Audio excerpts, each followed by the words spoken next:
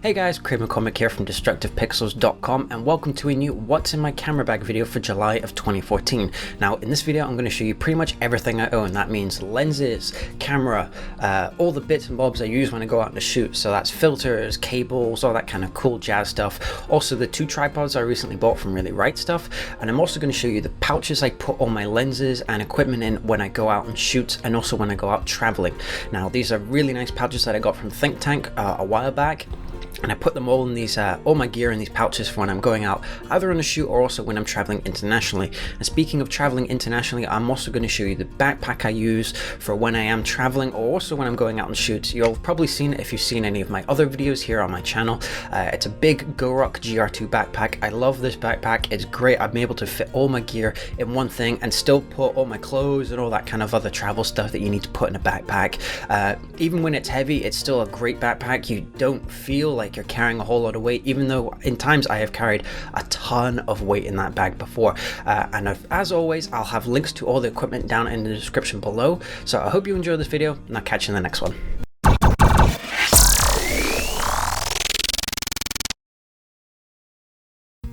So the first bit of gear I need to show you obviously is the camera. Now I have my Canon 5D Mark III in here. This is a Think Tank slim changer bag.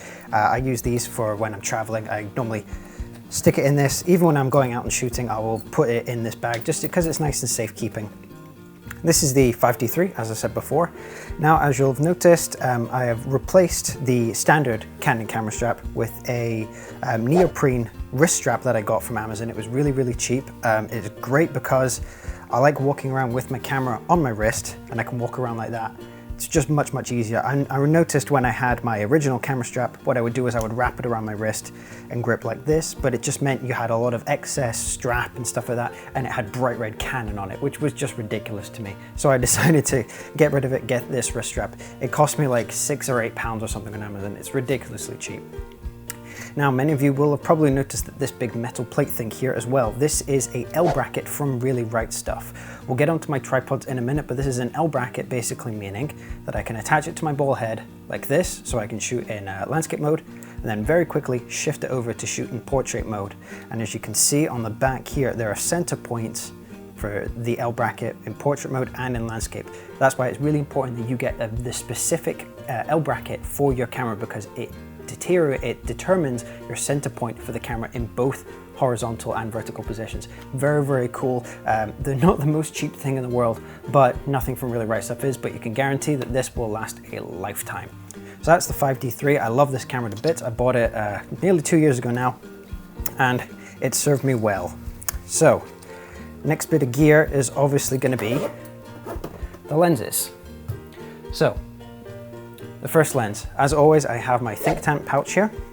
This is a smaller slim changer pouch for my Canon 16-35 f2 version 2 L lens. This is the 16-35 millimeters. I use this lens about 85-90% of the time when I'm out shooting. This is a really, really good versatile lens. I'm a big landscape shooter, so I love shooting nice and wide, but it can also go fairly tight from 16-35, so you can get some really good range in this.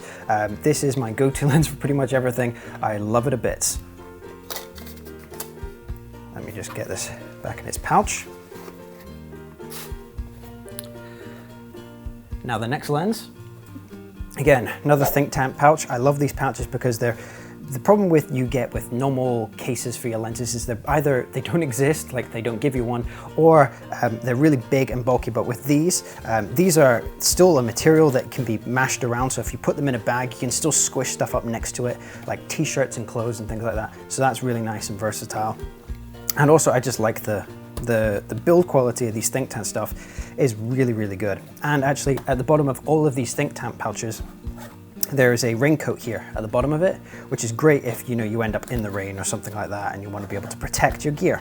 So what is in this really big Think Tank pouch? This is a nice big L white lens. This is the Canon 70-200 f2.8 IS version 2 lens. I don't use this all that often, but when I do, I get the best resulting images humanly possible from this lens. I love this lens. It is so great, so sharp. Anybody that has shot with this lens before will know just how incredibly sharp this lens is. That's pretty much about it for this lens. I have actually shot some landscape stuff with it before, and I've been very impressed with the results, but this is really a portrait lens, and I do shoot the occasional portrait for work stuff. It's not my own personal work or anything like that. It's normal day job stuff. Occasionally I do need to shoot portraits, so I do use this lens. I bought it as a birthday present for myself because if you're gonna buy a really nice, well-rounded 70-200 zoom, you might as well go for the best one if you can afford it, obviously. So let me get this back in the pouch. And also just want to point out, this lens hood is ridiculously big. I mean, that is massively big. If you look at it compared to my arm, it's so big. But let me get this back in its pouch here. And of course, this has got image stabilization as well. This is the only lens I have that's got image stabilization. So if you do plan on using it with video, I don't know why you'd want to handhold the 70-200 in video. It will give you that extra little bit of image stabilization.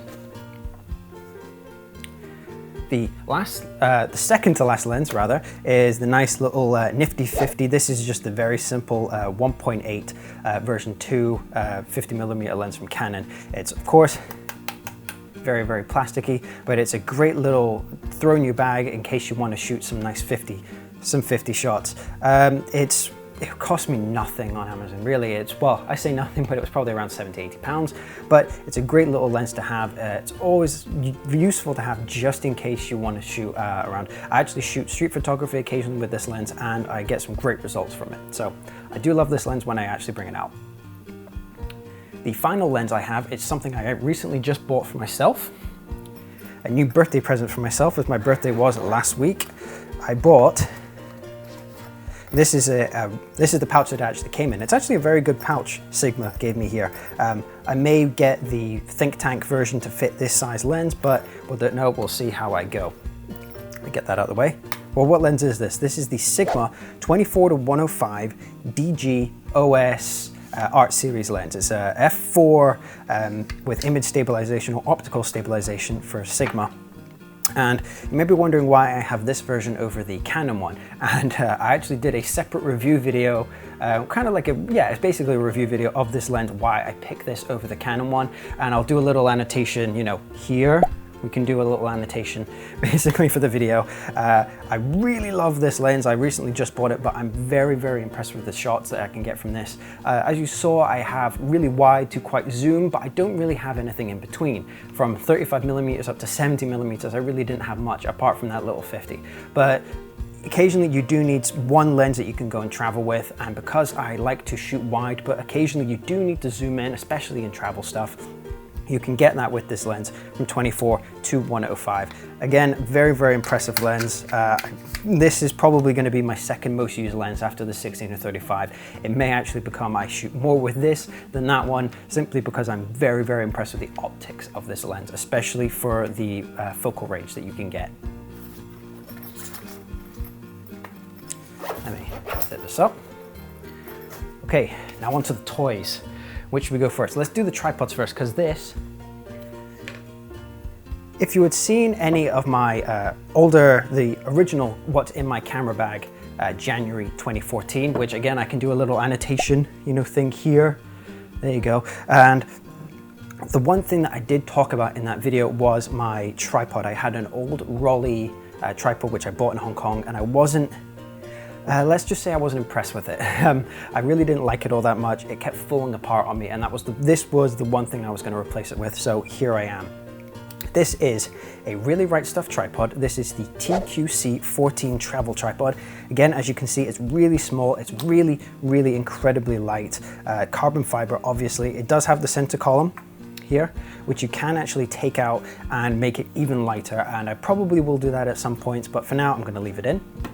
But I bought this as a kit with the BH30 ball head. Now this is a great little ball head, which is incredibly strong. It's the build quality is second to none. And as you can see, this is the area where you were putting that L bracket, you know, on the camera, and that's the little marker point to see where, let's see if I can show you there. That is a little marker point, that's the center point there. You line that up, your camera's nice and centered. But this is a very tough, great build quality ball head. You can put a lot of weight on this. I'm pretty sure you can actually put the 70-200 and the Canon on this ball head and still be okay. But don't quote me on that because I'm not 100% sure on that, but I'm fairly confident that this would actually be able to deal with it. I did a separate video on unboxing and my very quick first impressions of these tripods. Again, put another little annotation thing here on the screen for you to go check that out. I was very impressed with it. Really Right Stuff actually picked up on the video and they actually really liked it.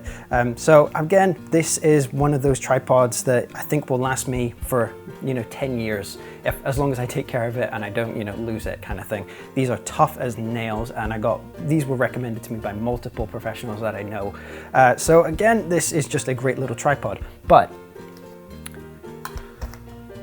I do a lot of landscape stuff, as I've mentioned before. So sometimes a travel tripod won't really work for, you know, for tough landscape stuff. Say you're in mountains and it's really, really windy.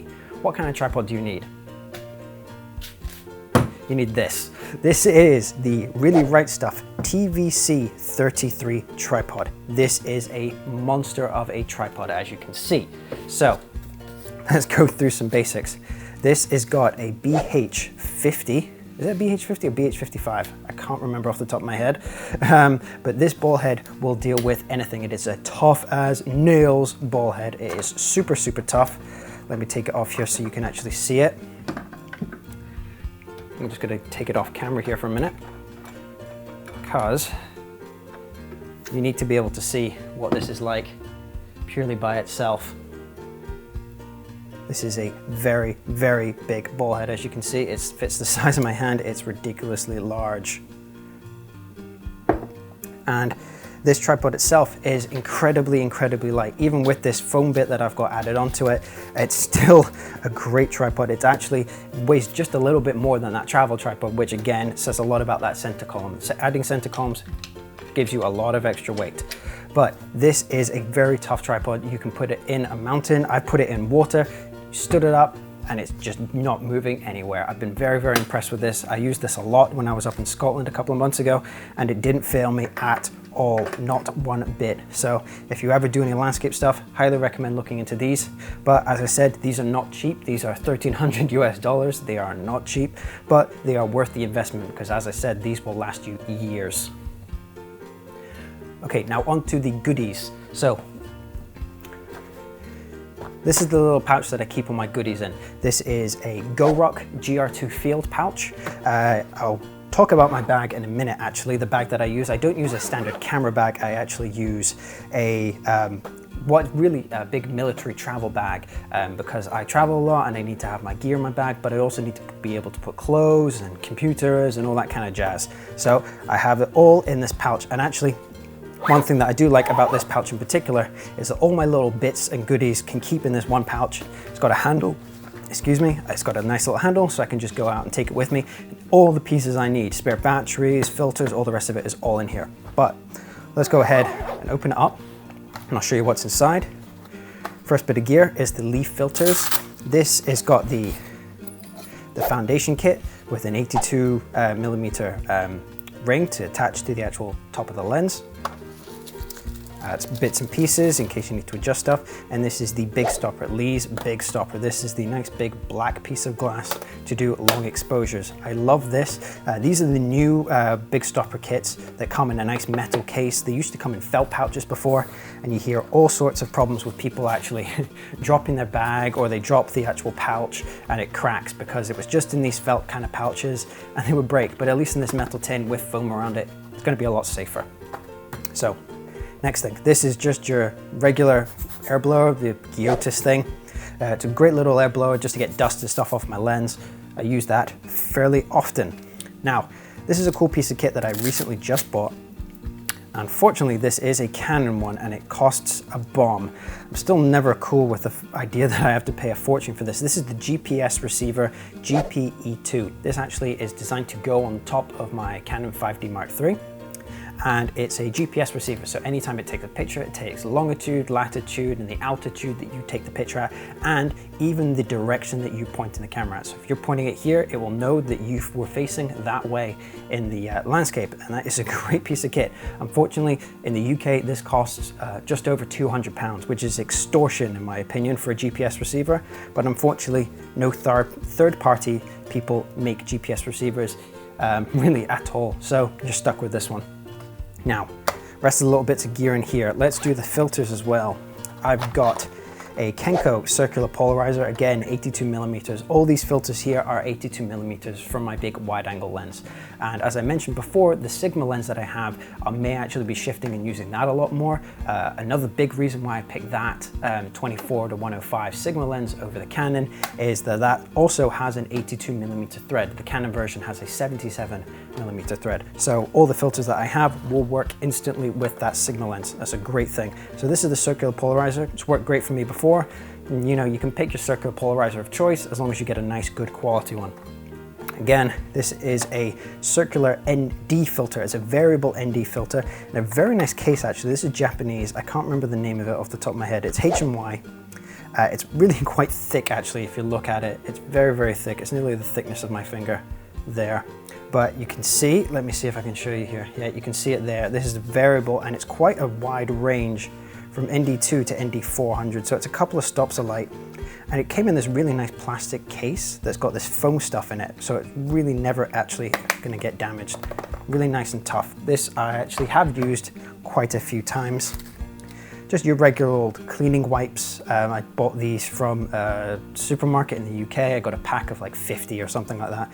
Really nothing, just something to clean if you have like wet dirt and something on your lens, and you can just wipe it off with one of these. I always keep a couple of them in my bag.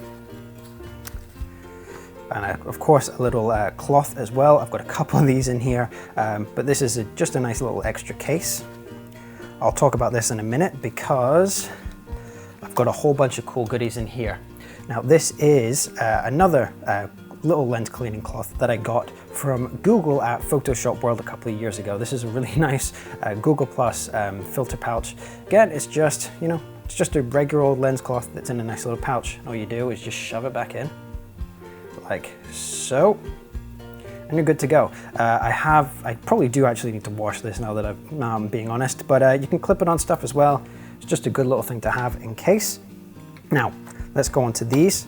This is Transcend 32 gig cards. I've got a couple of these and I do use these fairly regularly. Let me just get around so you can actually see yourself. There you go. Let's make sure that you've got no reflections. 32 gig cards. I've got a couple of these. This is my spare one. I keep one inside my camera at all times. And of course, a spare battery. This is a third-party battery. This is from PowerMart. I bought it in the UK. I would highly recommend, if you were ever out shooting, especially if you're doing landscape stuff, get spare batteries, spare memory cards, all that stuff, because I've done that before. It's even been in a couple of my own videos where I've been shooting. Oh, by the way, your memory card is full, and I've had to jump in my little pouch here and grab some extra memory cards, and also with batteries as well. You can never go wrong with having extra spare stuff. Now, extra bits, I always keep a little penknife with me in case I need to, you know, dig something out or I've done something. It's always useful just to have a nice little penknife. I bought this in the US. It's a Gerber. It's the Bear Grylls version of a little pocket knife. It was really cheap. It was like 15, 18 bucks or something like that. I think my dad actually probably bought it as a little present for me, but it's very useful to have, and it's nice and small, just really nice and weighty. Just make sure you sharpen the blades if you can, because they go blunt very quickly on these. And spare battery as well, because this thing does use a single AA battery. It does last a very long time actually, this GPS receiver, but you know, in case it runs out in the middle of your shoot, always bring a spare full battery. I'm actually going to be switching out my battery systems to an Loupe system. I have bought a whole bunch of rechargeable batteries for Loupe and their charger, but until then I'm just going to be kicking around with these batteries probably until they die. Next bit is cable release. As always, this is just a regular standard Canon cable release. For landscape stuff, you don't want to be pushing the shutter button on your camera. You want to be able to make sure that you can reduce your camera shake, especially if you're in a landscape and you need to be taking a long exposure. You don't want to be introducing shake by touching the shutter button on your camera. So plugging one of these in, you can just press your shutter.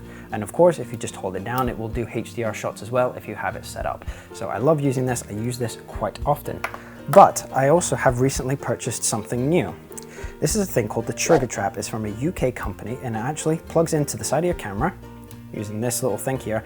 They've got multiple different cables, multiple compatible cables for your camera. So go on the Trigger Trap website, there's a little form you can fill in to show you which cable you need for your camera. So you plug that end in, this plugs into here, and this plugs into your iPhone or iOS device and your Android devices. You can actually control the camera using your phone. Now they have a separate app that's free to download. The cable itself is around about 16 pounds. They're actually just about to come out with a new version, the Mobile Dongle 3.0. That is around 35 pounds, I think. So it's probably around 75 US dollars or something. I'd have to check. But these are very cool. Their app that you use to plug it in is a free app, and you can do really cool stuff that only a mobile phone can do, like distance lapse. So it will use the GPS on your phone to be able to go every 25 meters, take a shot. It's a very cool system. They've got star trails, long exposure, HDRs, it's got facial recognition. It can use the microphone on your phone, so every time you hear like a loud pop noise, it will take the shutter. It's very cool, and it's really, really cheap and just versatile to have. Highly recommend this. I actually am going to be using this as an intervalometer. I've been testing it around. It does seem to work quite well. So definitely check the Trigger Trap system out if you have a chance or you're interested in doing some creative experimental photography. Now, to go with the penknife, I also have a very powerful flashlight. This is the Surefire GP LED light. Of course, it's very extremely bright. We're in the middle of the day, so it's not going to be very bright. But I've used this before where I've been in dark locations or at night and you need to be able to see the ground below you. Just a great thing to have. You don't need to have this one because this is actually quite an expensive one, but it's also extremely tough. You're never going to go wrong with getting a really nice LED flashlight. Make sure you get an LED one because these guys will last forever. Now this is a tool I actually bought from Really Right Stuff. This is a screwdriver where if you open up this top bit here, let me just show you. These are all the little tool bits that you need to be able to adjust all the screws and hex things on your tripod itself. Very nice just to have. Of course, you just put them off and then you pop them in here and it's all magnetized so it's not going anywhere. It's a very cool thing. It was like 25 bucks or something. So again, not very cheap. It's Really Right Stuff, but as always, this will last a long time. It's very nice and tough. And of course, the last thing I have here is your typical Hama lens pen. Nice felt tip for everything, just to clean your lens, and the brush. I use the cloth and the brush in conjunction a lot, especially if you're out on location and dust is flying around, or you're in the morning and you know there's some wind and stuff's flying on your lens. Use these, just clean off your lens, you're good to go. So that is pretty much it in terms of my pouch. But I do love these pouches. They're great little pouches to have everything all housed in one. So let me go ahead and just chuck all this stuff back in here for now to get it out of the way.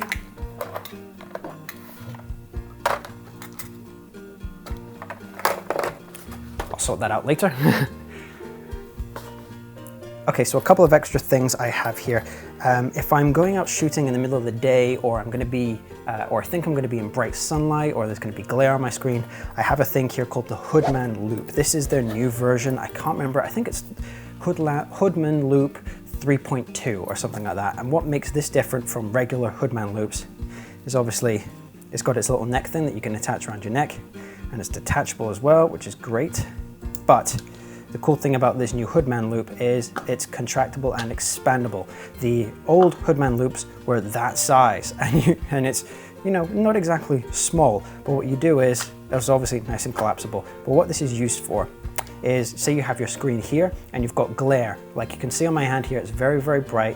All you do is you put that over your screen and you turn this to be able to focus it with your eye, and you'll be able to see what exactly your screen is showing you, because when you're looking at your screen in bright sunlight, it will give you a very wrong reading because stuff will look blown out. Very nice to have. Again, these are not cheap, but it's like, it will save your butt, and it saved my butt on several occasions already using this. So if you're going to be shooting in bright sunlight, or if you're a sports photographer or something like that, get one of these because they will save your butt.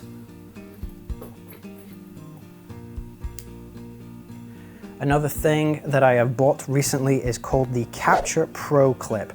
This was originally a Kickstarter, even the first original one. This is the Capture Plate Pro 2. And what these is it's basically, let me see if I can just open this up here. It is a clip that attaches to your backpack. So you open this up, you put your bag strap in there, and you fold this down. So you've got your bag strap in between these two plates here. And you tighten it up so you actually have it on your bag strap. Now, how do you attach your camera to it? It's this little plate here. This is their standard plate. It uses the Arca Swiss standard. And all it is, you know, it's just a normal capture plate, which you can use in tripods. This does fit inside the Really Right Stuff tripod ball heads as well, which I'm very happy about. I do use these on occasions. And so you have this strapped onto your backpack rather, sorry. And your strap, say you're carrying around your camera and you want to be able to take it off, or you want to be able to put it somewhere so you can have both hands free. Say this is attached to your camera, you just lock it in and it will not go anywhere. It's really, really sturdy. You can get different attachments to attach it to your hip as well, actually, if you've got really long lenses. There's a whole bunch of different arrays you can get for this, including a mount to hold your GoPro, which is very, very cool. I actually am probably going to buy the GoPro mount once I get a new GoPro. And of course, you've got these little dials here on the side. This adjusts the tightness of it. So again, if this is on its loosest settings, you can see here it's quite loose. If I tighten this all the way up, it's really not gonna move. And of course, this red button here, you push it in, you can pull it out. But again, on the top here, there's a little knob that you can turn. If I can just get it to turn, there we go. And then it will not move. It will not come out of that. So you can have this very, very, very secure. The only way this is gonna come, your camera is gonna come off your bag, is if the strap gets broken or falls off, or you fall over yourself. This is a great system to have if you need to have your hands free with walking around your camera.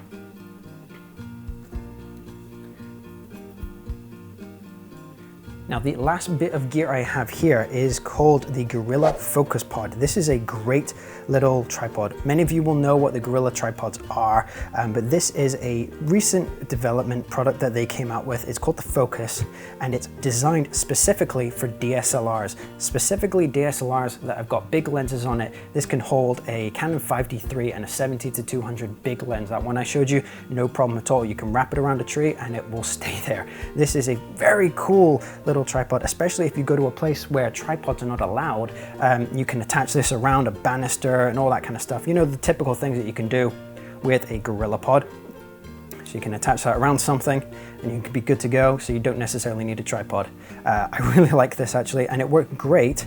You can buy this, it can come with a ball head, with their own GorillaPod ball head, but of course I've got my Really Right Stuff ball head, so what I do is I use this in conjunction with my BH30 ball head. What you do is just attach it to the end of it. If I can just do this without looking like a fool. So there you go, and you've got a really nice ball head that's not going to move anywhere, and you've got a GorillaPod that can wrap around anything.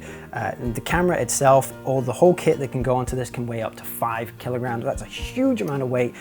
These GorillaPods, the Gorilla Joby Focus Pod, it's not cheap. I can't tell you the price off the top of my head because I bought it in Hong Kong, in fact, but I think it was around $700, which is a lot of money, especially for a GorillaPod. But if you're going to be going to a location where you don't think they'll let you in with your tripod, you could probably get away with this. Almost certainly you'll be able to get away with this because you can wrap it around, you know, banisters and chairs and lamp posts and all sorts of stuff to get cool shots. You can actually also use this as a remote camera as well. You can attach it to a tree and you can be away in the distance and shooting away. So that is a very cool little thing. But of course, moving these legs is very tough because these are all metal balls rather than the plastic ones in the original GorillaPods. Very, very tough, very nice. And that is it. That is all of my gear that I have. But let me jump very quickly and go grab my bag, the bag that I actually use to keep all my gear in when I'm traveling and I go out shoots and stuff like that. Okay, so this is the GoRuck GR2 backpack. This is my go-to backpack for pretty much anything if I'm traveling or if I'm going out location shooting. This is actually designed based out of a military medic's bag. So it's designed to go completely flat. Let me just open it up here for you so you can see. You just fold it over and it goes completely flat. And this is a huge, great big, nice space to be able to put stuff. And the great thing is, if I grab my TQC14 travel tripod, it fits perfectly, if I get this down to the bottom here, with space to spare as well. So this is a great backpack to shovel your gear. Again, I just shove camera, lenses, and I can move all my stuff around, and I can still get clothes and all sorts of stuff in here. I actually have a separate write-up of using this bag as a camera bag on my blog. That will be in the description below as well. I love this backpack, but again, like many things in this is not a cheap backpack. This is probably one of the more expensive backpacks that GoRuck do. It is around $495, I have a feeling, but these bags are tough as nails. These will last you forever. I have seen people put these bags through literal hell. Like, it is very impressive what these bags can do. And of course, when you buy these bags from them, these are very good manufacturers. They have a thing called the SCARS lifetime warranty. Basically, if anything happens, minus, you know, you shooting bullets and setting it on fire itself, they will replace it, they will fix it for free. So that is a great bag to have. Really, really tough. And let me just show you here very quickly. This is where I actually used to keep my capture plate. I took it off recently because I was traveling and I didn't need my capture plate. But just for sakes, let's show you. That's exactly what it looks like just on the bag strap. So when I'm walking around and I've got my bag on, I just lock my camera on and that's it. But I think that's it. That is now everything you can see. This is the new update for my What's in My Camera Bag July 2014. So within the last 7 months, I have actually added a couple of things. I've changed a couple of things out, very specifically those tripods. But again, I hope you've enjoyed this video. This is a breakdown of pretty much everything I own. My typical shoot, I'll bring just my 16 to 35, my tripod, and the little pouch with all my gear in it. That's all I really need. But if I do need to bring extra stuff out, I've got it all here with me. So hopefully you've enjoyed this video. Like, subscribe, favorite to all of the socials down below in the description. I've been Craig McCormick from DestructivePixels.com, and I'll catch you later.